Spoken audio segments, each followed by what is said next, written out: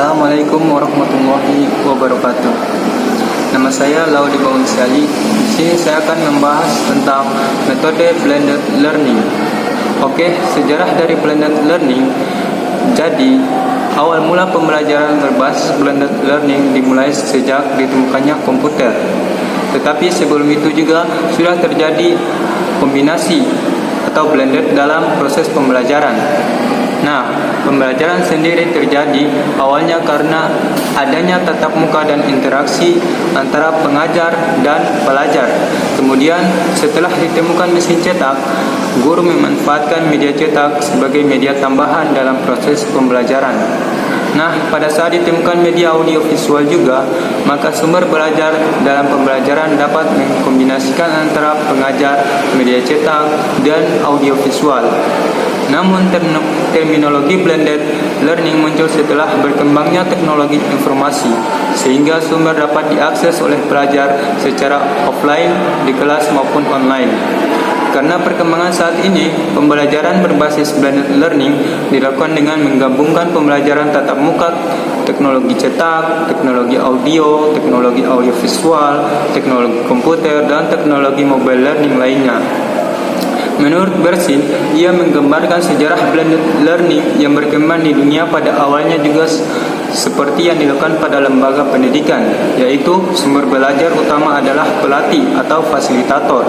Nah, pada saat ditemukannya teknologi komputer, pembelajaran dilakukan menggunakan mind-first base yang dilakukan dengan kegiatan pelatihan secara individual, tidak bergantung pada waktu dan materi yang sama. Perkembangan berikutnya, pembelajaran tetap menggunakan basis komputer, tetapi daya jangkaunya menjadi lebih luas, melintasi benua dan pulau karena perkembangan teknologi satelit semakin canggih. Demikian pula, isi pelatihan atau pembelajaran dilakukan penggambaran melalui CD-ROM dan internet.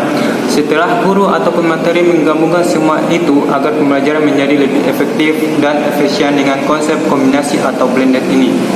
Nah, apakah kalian tahu apa itu blended learning? Oke, pengertian blended learning terdiri dari dua suku kata yang berasal dari bahasa Inggris, yaitu blended dan learning. Blended merupakan campuran dan kombinasi yang baik, sedangkan learning merupakan pembelajaran. Jadi, blended learning adalah metode pembelajaran yang memadukan pertemuan tatap muka dengan materi online secara harmonis. Oke, kalian bisa lihat di gambar. Jadi, blended learning itu adalah gabungan dari face-to-face learning atau pembelajaran tatap muka dengan online learning atau pembelajaran daring.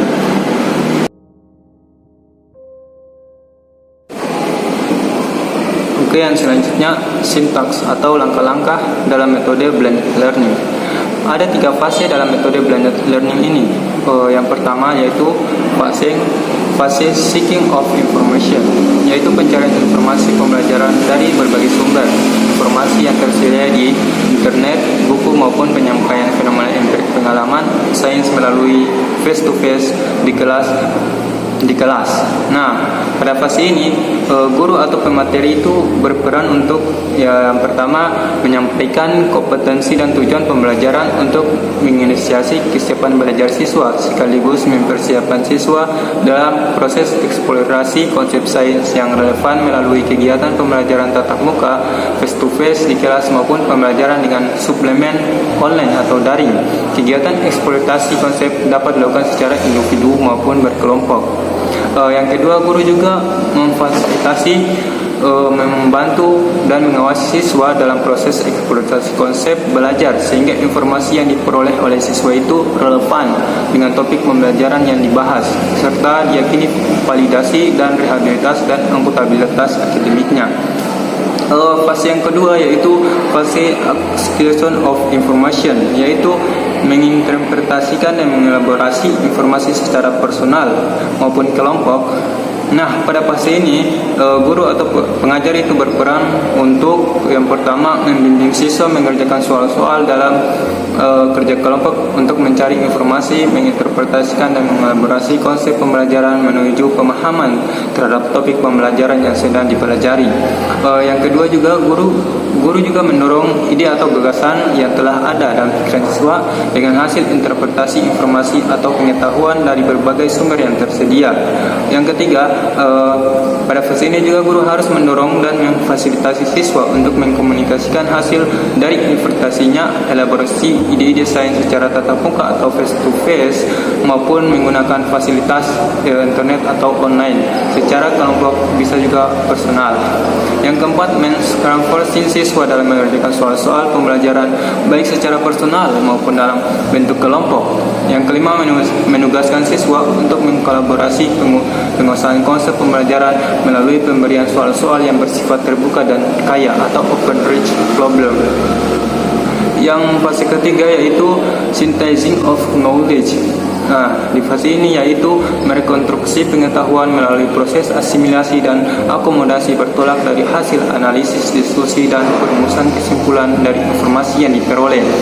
Nah, pada fase ini guru atau pemateri berperan untuk menjustifikasi hasil eksploitasi dan akuntansi konsep sains secara akademik dan bersama-sama siswa menyimpulkan konsep pembelajaran yang dibelajarkan.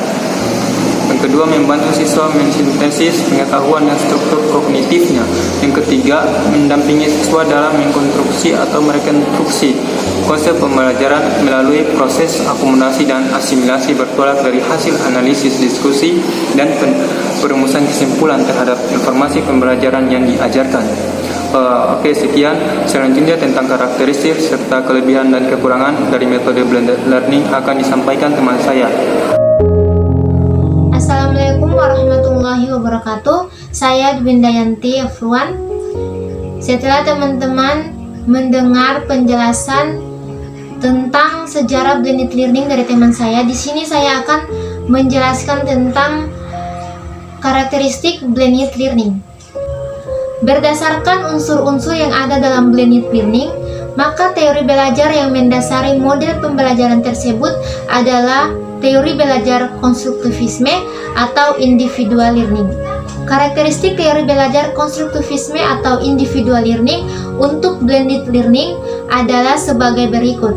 Yang pertama, active learners atau pelajar aktif. Yang kedua, learners construct their knowledge atau peserta didik mengkonstruksi pengetahuannya. Yang ketiga, subjective, dynamic and expanding atau berkembang. Yang keempat, processing and understanding of information atau memproses dan memahami informasi. Yang keenam, learners has his own learning atau peserta didik memiliki pembelajarannya sendiri. Individual learning dalam teori ini adalah mahasiswa yang aktif yang dapat membangun pengetahuan mereka sendiri secara subjektif, dinamis, dan berkembang. Kemudian memproses dan memahami suatu informasi sehingga mahasiswa memiliki pembelajarannya sendiri. Mahasiswa membangun pengetahuan mereka berdasarkan atas pengetahuan dari pengalaman yang mereka alami sendiri.